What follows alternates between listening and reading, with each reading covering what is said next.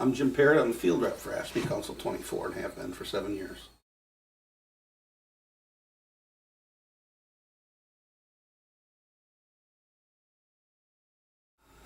I first got involved in the labor unit back in 1989. I actually filed a grievance. The steward there actually said, if I win this grievance for you, will you become a steward? And we won the grievance. They had over-disciplined me for smoking in a non-smoking area at the time, and I had actually gotten a 1 day and he got it reduced to a written. So I kept with my promise and I became a steward. Shortly after that, I ended up being chief steward of WSEU Local 892. At the time it was just a DD center down in Union Grove.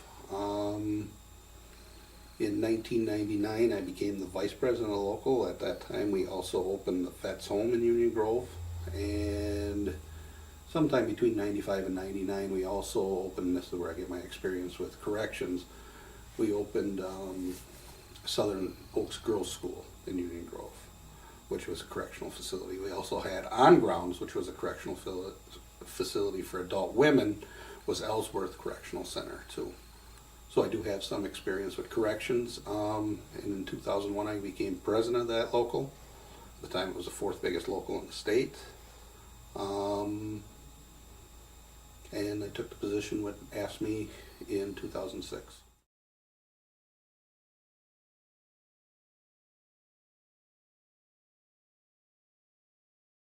The employer gave us a process, now we got to utilize it. It's a way to remind the employer that we haven't gone away. We're still here filing grievances for our people. And it's a way to remind our people when they're wronged by the employer, we can still get a victory for them. But I believe that we've had successes in taking cases to the OSER level and the WERC level.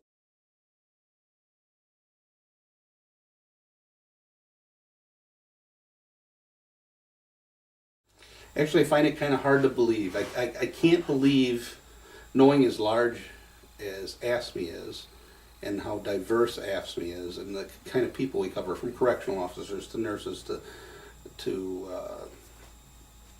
custodians at the university, to fire rescue people at our airports, people on our military bases. I can't understand why a group would want to break away.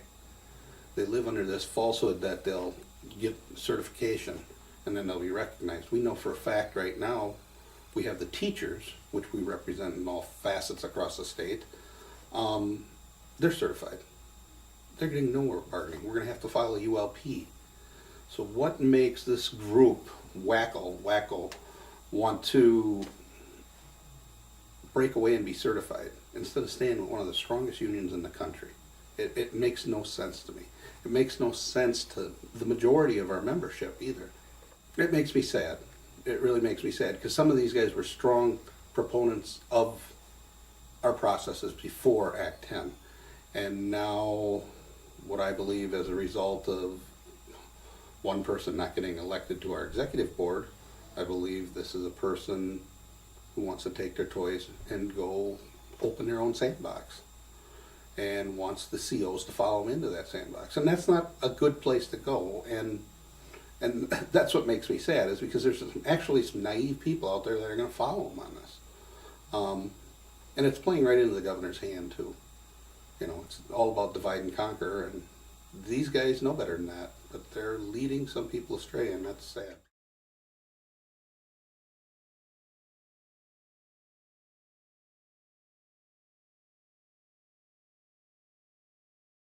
Well, I think that's kind of foolhardy to think that way, because all of us are selected to be field staff, came from the rank and file. We did things, we motivated people in our locals, we got things accomplished in our locals. That's why we were chosen to be field staff, and we were chosen by our peers, and we were approved by this board.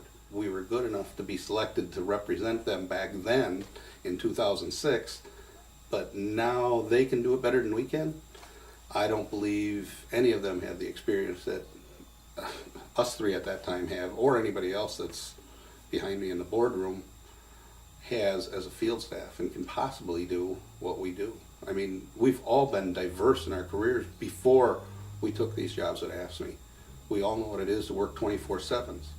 For them to simply say, we can do this better because we're rank and file, you got to be a little more diverse than just rank and file in order to do it better. You got to understand how the whole facility operates, not just the world of a CO.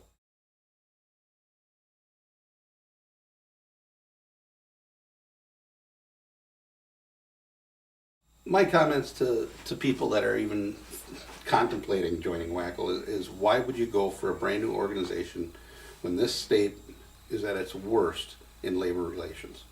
What possibly can a brand new organization do better than an experienced organization that has been through this in other states?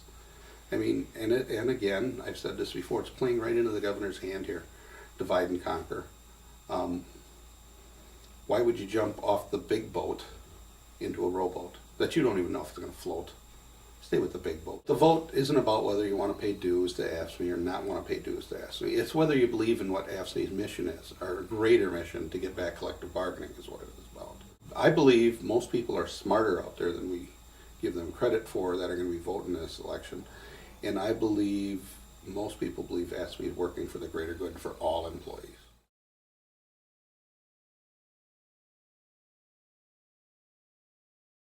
It's important because I believe our governor was a big proponent of private correctional facilities back in his past when he was in the legislature.